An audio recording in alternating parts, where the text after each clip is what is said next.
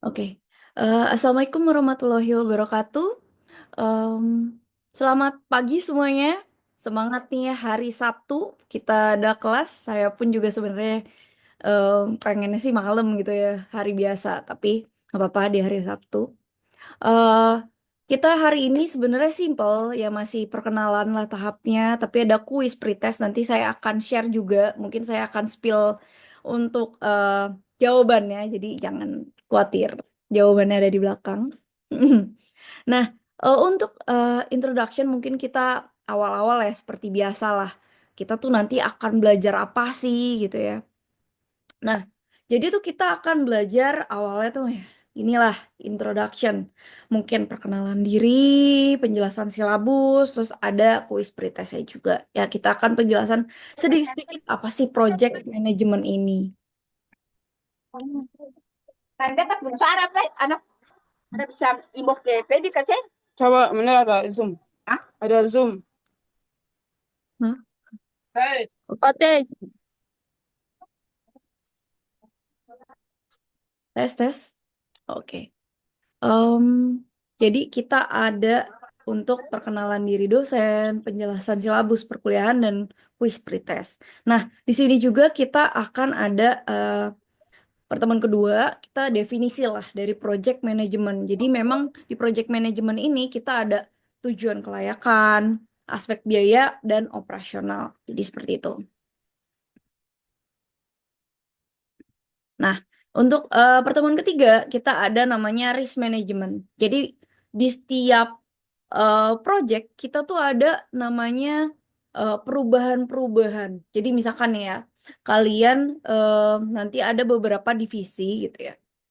Misalkan divisi human resource gitu ya. Nanti ada project nih, misalkan kita kalau di IT ya, biasanya di konsultan. Ini ada project misalkan untuk mengerjakan A gitu ya. Dapat nih orang marketing. Ini ada project nih, kita udah dapat. Nah, mau nggak mau kita harus cari human resource yang ada di dalam eh, ini berapa orang nih untuk yang mengerjakan. Nah, dari situ pun HR untuk human resource-nya atau HRD ya kita bilangnya itu mencari untuk si orang-orang yang dibutuhkan untuk mengerjakan project ini. Jadi memang berbasisnya kalau aplikasi dan lain-lain biasanya pakai third party atau pihak ketiga gitu ya. Jadi sebenarnya dari situ aja kita udah mundur nih dari target harus selesai misalkan 6 bulan atau 1 tahun atau berapa dari mungkin kalau kita bilang dari pembahasan di awal project ini dengan si klien gitu. Jadi memang kliennya maunya A, terus pindah lagi kliennya mau B. Mau nggak mau kan klien adalah raja gitu. Jadi mau nggak mau kita juga ada, oh kira-kira nih kita bisa nggak nih ya? Segini kira-kira kita bilang 6 bulan, tapi bisa nggak? Kalau mundur kita harus bayar orang, kita rugi nih secara perusahaan. Makanya ada namanya project manager di suatu project gitu. Jadi memang ada seperti itu. Jadi di situ kita akan diajarkan gimana sih caranya, ada risiko-risiko apa aja nih? Biaya kah? Dari waktu pasti ngulurnya ke biaya gitu ya. Dan ada juga nanti setelah itu 4 sampai pertemuan 4 sampai ke 7 kita ada namanya PERT dan CPRM method. Jadi kalian udah search, mungkin nanti saya akan kasih tahu YouTube saya, kalian udah belajar dari awal pun nggak apa-apa. Di YouTube saya sudah ada rekaman-rekaman tentang PERT dan CPRM method ini. Eh, jadi di sini tuh kita akan lihat beban kerja. Nah, dari masing-masing beban kerja, mungkin kalian udah nyoba buat mungkin website, mungkin membuat aplikasi. Nah, di situ kan ada step by stepnya. Nah, di situ kalian pasti tahu dong beban kerjanya berapa lama nih untuk pengerjaan si eh, misalkan pekerjaan A, B, C. Nah, si A ini berapa lama, B ini berapa lama, dan C ini berapa lama. Nah, di situ nanti juga ada eh, perhitungan dari waktunya untuk part ini. Jadi CPRM ini dan ada perhitungan waktunya.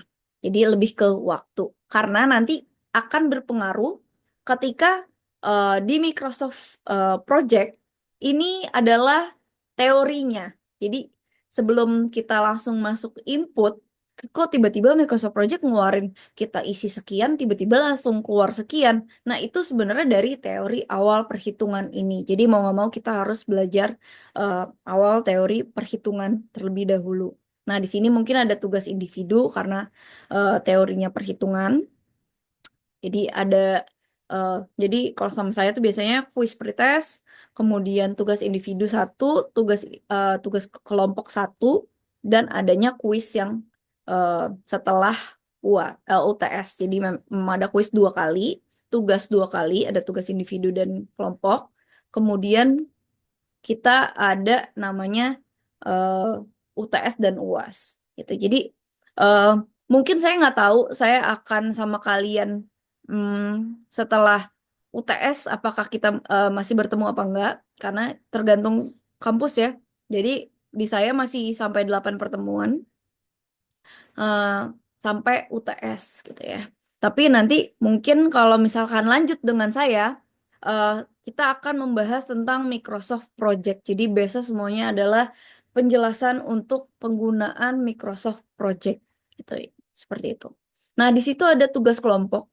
Nah, mungkin kalian nanti akan ada penggunaan software ini dan nanti akan diberikan tugas kalian mengerjakan eh, tugas tersebut secara berkelompok. Mungkin kelompoknya nanti 3 orang, 3 orang atau 5 orang gitu ya, per satu tugas kelompok ini. Jadi seperti itu. Karena memang sebenarnya lumayan panjang gitu ya. Jadi dari input data aja udah berapa menit, terus kemudian untuk apa ya namanya memasukkan terus memperkirakan kira-kira proyek kalian itu berapa lama gitu ya. Jadi memang lumayan. Nah, terus kemudian ada satu kuis mungkin di situ. Jadi ada satu kuis dan lalu kita ada final exam. Final examnya biasanya final project atau mungkin ada sedikit lah untuk esainya juga. Jadi nanti ada esai atau pilihan ganda dan ada final projectnya tersebut. Jadi sebenarnya simple, lebih kepada based on project, nggak lebih teoritis untuk yang setelah UTS. Tapi kalau yang awal kita harus tahu teorinya dulu, karena kalau kita menggunakan software, kalau kalian nggak tahu teorinya, kalian akan bingung sendiri gitu untuk mengerjakan hal tersebut. Gitu. Untuk presentasi nilai, kalian akan ada UTS biasanya sama UAS 20-20%. Jadi untuk tugas dan kuis 30% dan kehadiran 30% gitu ya. Jadi untuk karena kita online kehadirannya 30%. Jadi eh, semoga kalian juga bisa konsisten hadir gitu ya. Karena lumayan nilainya kalian hadir aja udah 30% gitu ya. Mengerjakan tugas dan kuis 30%.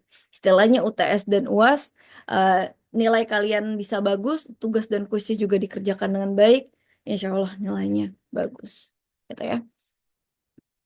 Oke, di sini awal-awal aja ya kita akan ada definisi manajemen proyek. Jadi seringkali nih manajemen proyek itu dari teknologi informasi, sistem informasi, bahkan juga dari konstruksi ya, juga ada. Kita berjalan dari tahap ke tahap. Jadi memang perencanaannya matang sebelum kita mengerjakan proyek tersebut yang tadi saya bilang. Biasanya pakai third party. Jadi di mana pihak ketiga ini yaitu si customer biasanya mau pakai pihak ketiga. Contoh, misalkan yang sering kita pakai Honda atau Toyota atau eh, Yamaha gitu ya. Biasanya mereka menggunakan sistemnya itu, sistem teknologi informasinya itu menggunakan tepati atau mungkin pihak ketiga yang mereka bayar untuk mengerjakan si aplikasi yang mereka punya. Karena mau nggak mau kan mereka punya banyak beberapa em, gerai ya. Jadi memang punya toko banyak gitu ya, misalkan. Anggapannya seperti itu. Nah, kita tuh lihat di mana teknologi mereka tiba-tiba langsung ngeling-ngeling dan memang eh pembayaran, payment dan lain-lain itu biasanya pakai pihak ketiga. Nah, seperti itu. Nah, gimana untuk perencanaannya matang, mereka sampai ke tahap memang di eh, head company-nya gitu ya. Nah, Situlah kenapa butuh aplikasi. Nah, makanya ada project. Kenapa juga ada konsultan di sini. Biasanya banyak ya kalau IT di konsultan ya. Tapi juga secara saya lihat ya untuk di beberapa e-commerce gitu ya. Itu mereka rata-rata juga pakai pihak ketiga gitu. Biasanya yang IT di dalam mereka itu sebenarnya hanya untuk update-update aja gitu. Ya mungkin kalau mau yang simple gitu ya, gajinya standar biasanya masuknya ke e-commerce gitu ya. Tapi yang ya nggak standar juga sekarang. Tapi mereka sekarang sudah menurunkan levelnya. Makanya oleh karena itu banyak juga yang pergi ke bank gitu. Jadi memang manajemen proyek ini mau nggak mau. Jadi banyaknya memang IT ini terserap ke dalam atau sistem informasi ini kita kalau misalkan kita sebagai untuk sistem itu banyak terserap ke dalam perusahaan. Nah, perusahaan itu banyaknya ke konsultan. Jadi sedikit sekali yang untuk update-update untuk karena mereka cuma butuh beberapa mungkin untuk update dari si pihak ketiga ini. Jadi sebenarnya manajemen proyek adalah aplikasi dari pengetahuan kalian alat dan teknis untuk melaksanakan aktivitas sesuai dengan kebutuhan proyek. Jadi memang butuhnya apa nih? Oh, ada sistem baru, baru kita kerjakan gitu ya. Banyaknya biasanya maintenance gitu ya. Dan itu simple, nggak terlalu gimana-gimana. Dan beda salary-nya dengan memang project manager gitu ya. Kalau kalian memang lihat ya, salary untuk atau gaji untuk project manager biasanya lebih tinggi dibanding yang staff biasa. Nah, untuk tujuan manajemen proyek sendiri, biasanya kita ada efisiensi, baik biaya, sumber daya, maupun waktu. Makanya oleh karena itu nanti ada perhitungannya. Jadi, kira-kira kita butuh sumber daya berapa nih? Oh, kita cuma butuh 2 orang ya, dibayarnya 2 orang gitu ya. Nah, waktunya berapa lama? Oh, kalau kita nambah sumber daya, ya kita ada penambahan, tapi kita pengurangan waktu nih. Jadi sebenarnya lebih untung mana? Ya, kita bisa perhitungkan di situ. Kemudian untuk kontrol terhadap proyek lebih baik. Nah, jadi kita kontrol nih, gimana nih proyeknya udah sampai mana, di tahap mana, eh, waktunya ke miss atau enggak nih, ada telat apa enggak gitu ya. Jadi dari situ. Kemudian meningkatkan kualitas dan koordinasi internal lebih baik. Jadi memang untuk koordinasi, yang ini belum nih. Untuk kalian aja nih, misalkan saya kasih tugas kelompok nanti. Mungkin, Bu, saya yang ngerjain nih, Bu, yang ini enggak koordinasi nih, Bu, dia nggak ngerjain. Pasti ada nih cerita yang hal tersebut gitu ya. Ngomong nggak mau nebeng nama gitu ya.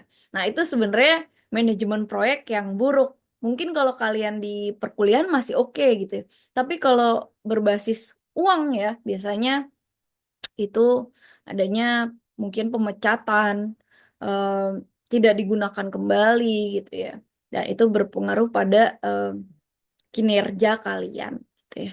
Dan adanya meningkatkan semangat tanggung jawab serta loyalitas tim terhadap proyek. Jadi kalian udah mulai belajar nih gimana caranya memanage kalau tugas kelompok. Biasanya nih kalau saya kasih tugas kelompok biasanya banyaknya numpang nama. Jadi tanya masih hahaha atau salah. Padahal sebenarnya di kelompoknya dia udah benar gitu ya. Jadi kelihatan nih siapa yang eh, mengkoordinasikannya dengan baik atau bukan. Jadi sebenarnya untuk menjadi seorang manajer itu hanya memanage gitu ya. Biasanya mengerjakan ya admin-adminnya atau mungkin bawahannya, banyaknya seperti itu. Tapi mereka pasang badan untuk mengkoordinasikannya dengan eh, sumber dayanya, waktunya gitu. Mereka lihat dengan biayanya juga. Jadi memang lebih kepada tujuannya itu untuk manajemen proyek. Oke, ini bisa dicatat ya. Untuk kuis pretest, saya share karena mungkin di awal-awal, tapi sambil kita membahas kenapa sih jawabannya itu. Jadi kalian nanti bisa jawab eh, jawabannya yang saya share ini, gitu ya. Nah, pertama, penyebab timbulnya proyek kecuali. Nah, timbulnya proyek itu yang tadi saya bilang tidak mungkin dari diri sendiri, gitu ya. Nah, itu adalah jawabannya. Alasan kenapa? Ya, misalkan kalau kita ada permintaan dari pasar, mau nggak mau si owner bikin project, gitu ya. Terus kemudian dari si government atau pemerintahan. Biasanya mereka memang ada project-project tertentu. Contohnya Cortex ya. Harganya mahal banget lagi gitu. Nah, itu untuk pajak gitu ya. Nah, itu biasanya ada project yang diberikan kepada si pihak ketiga dari pemerintah itu. Atau mungkin pemerintah pun meng-hire orang juga. Nah, kemudian adanya desakan keperluan dan suatu organisasi. Jadi memang ada organisasi, misalkan contohnya tadi ya, Astra, yang tadinya biasa tuh dia pakai em, kalau kita naik mau ke bengkel gitu ya. Biasanya dulu kan masih pakai kertas, belum pakai sistem POS gitu ya, eh, point of sales. Jadi kelihatan nih harganya berapa. Biasanya dulu masih oh ini apa ya ganti oli atau apa gitu ya. Biasanya masih memakai eh, ketik-ketik aja gitu ya. Cuman oh ya nih, tapi sekarang sudah langsung nge-link ke sistem, langsung di print dan langsung bisa masuk. Mungkin kalian punya member, nah itu bisa langsung masuk ke dalam sana. Dan dari hasil penelitian dan pengembangan, biasanya ada R&D ya, Research and Development, mungkin dari pemerintah, mungkin dari em, lembaga-lembaga non-profit atau profit. Nah, biasanya mereka meminta untuk adanya penelitian dan pengembangan. Contohnya sekarang di China ada IF ya, eh, mobil yang bisa terbang gitu ya. Nah, itu ada pengembangannya juga. Nah, itu ada project untuk mereka. Mereka juga dibayar untuk itu dan kira-kira berapa orang yang harus ada di situ. Jadi memang yang bukan untuk jawaban nomor satu yaitu A gitu ya. Jadi nanti kalian bisa jawab yaitu dari pemerintahan diri sendiri. Karena diri sendiri itu bukan berbasis project. Project itu ada budgetnya dari si user gitu ya atau dari owner. Nah, kita bisa untuk mengerjakan setelah itu. Kalau misalkan dari kita sendiri ya kita bisa mainin projectnya tambahin deh. Ini budgetnya segini, berapa lama? Ya udah segini. Nah, itu bisa dipermainkan. Tapi kalau misalkan dari pihak dari customer atau dari user, kita bisa berbeda dengan hal itu. Kemudian,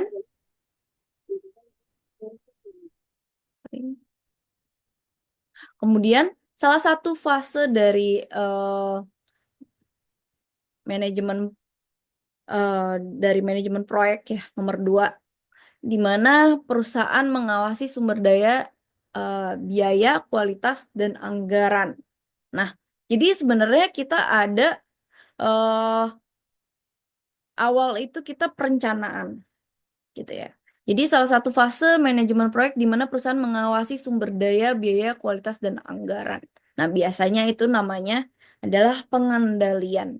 Kalau perencanaan ya kita cuman eh, ya kita kira-kira sumber daya berapa, biayanya berapa, anggarannya berapa. Itu adalah perencanaan. Penjadwalan kira-kira waktunya aja. Nah, kalau pengendalian kita sudah mengawasi. Itu. Jadi jawabannya C.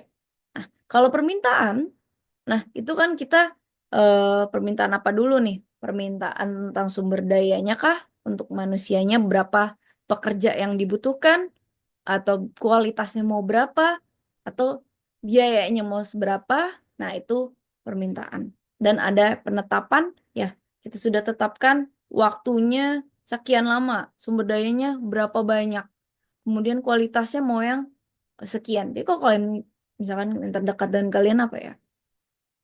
Yang kalian makan sehari-hari aja, misalkan coklat atau meses ya, atau mungkin untuk roti gitu ya. Kalian itu aja bisa kelihatan kualitas roti yang memang mahal dengan yang murah. Itu kualitas roti yang murah mungkin tipis gitu ya. Terus habis itu langsung habis gitu.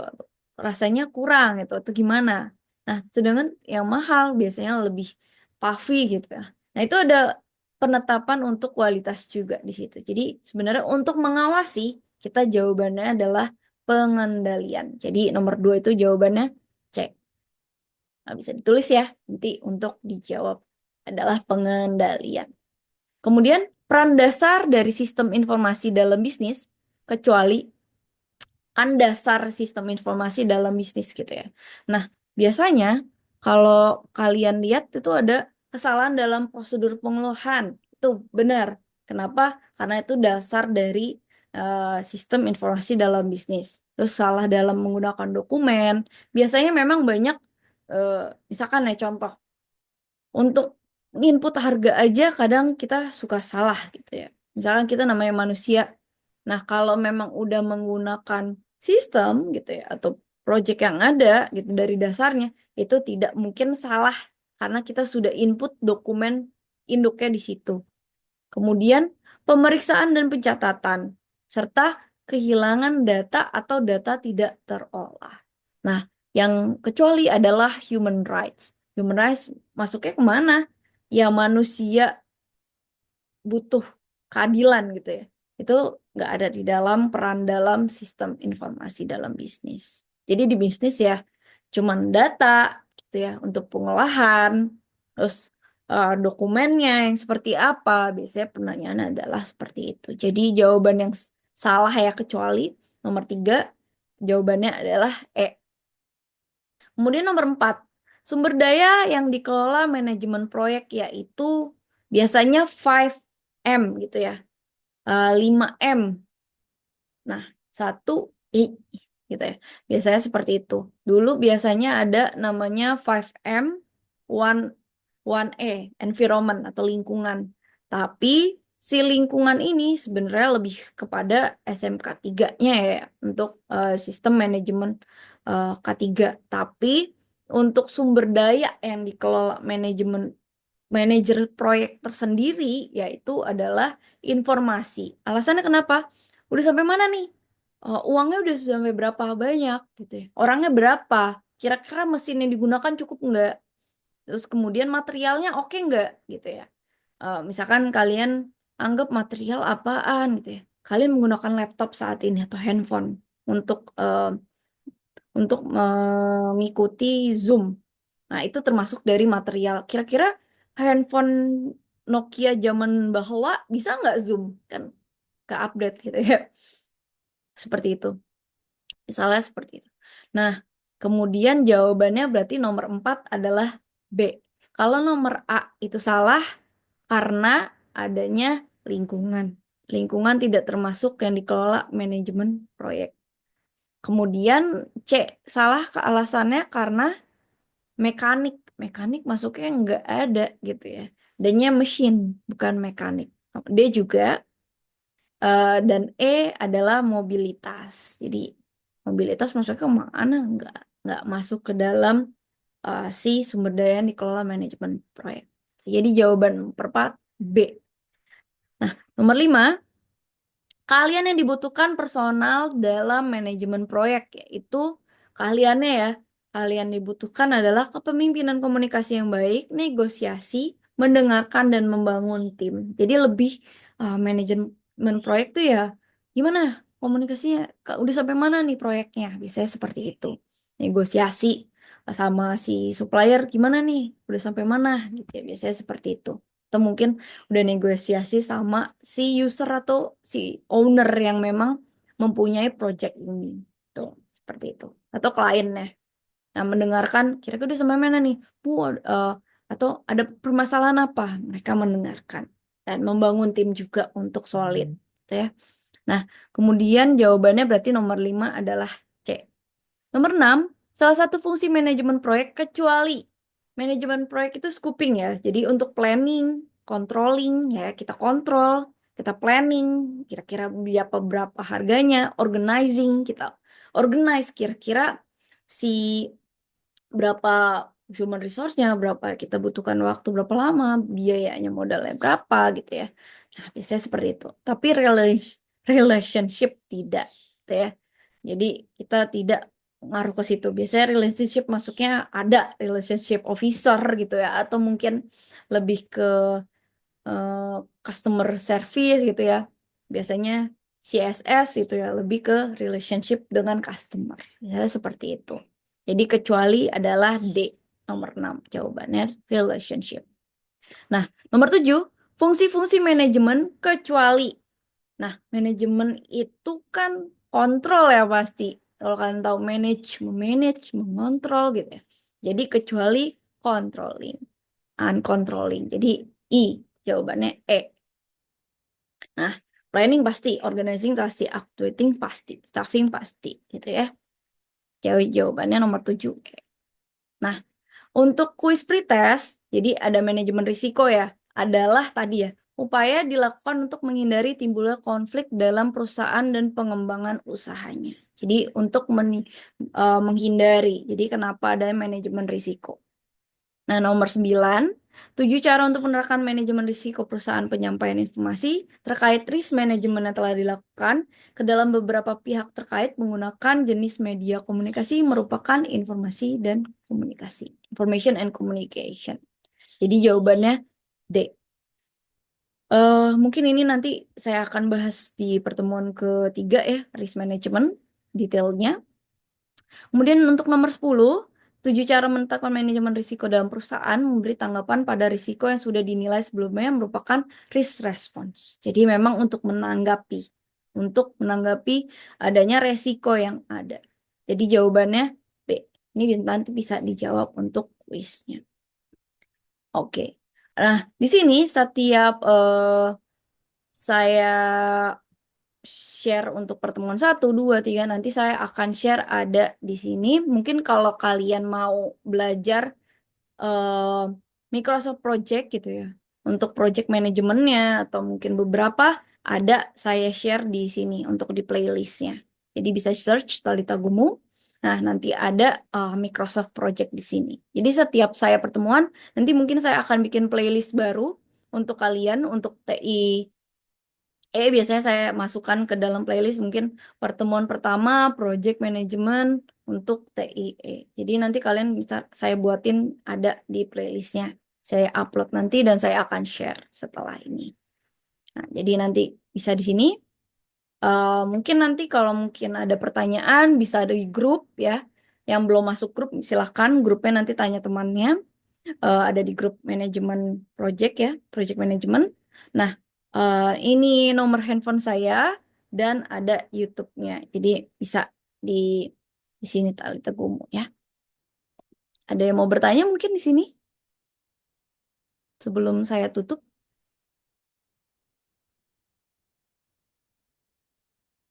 Apakah sudah jelas? Jelas Ibu. Oke. Jelas Ibu. Baik, untuk awal ini mungkin kita sedikit dulu ya. Nanti mungkin kalau pertemuan yang selanjutnya kita akan lebih eh, mungkin pertemuan 4 sampai 7 yang menurut saya lebih pusing gitu karena nanti kalian akan bermain dengan angka waktu ya situ. Oke, baik, terima kasih banyak. Mungkin kalian mau liburan juga atau mungkin ada yang kelas juga hari Sabtu. Terima kasih banyak. Sampai jumpa lagi minggu depan. Uh, See you next week gitu ya. Uh, Terima kasih banyak. Assalamualaikum warahmatullahi wabarakatuh. Waalaikumsalam, Bu. Waalaikumsalam warahmatullahi wabarakatuh. Sama-sama. Dadah. Iya.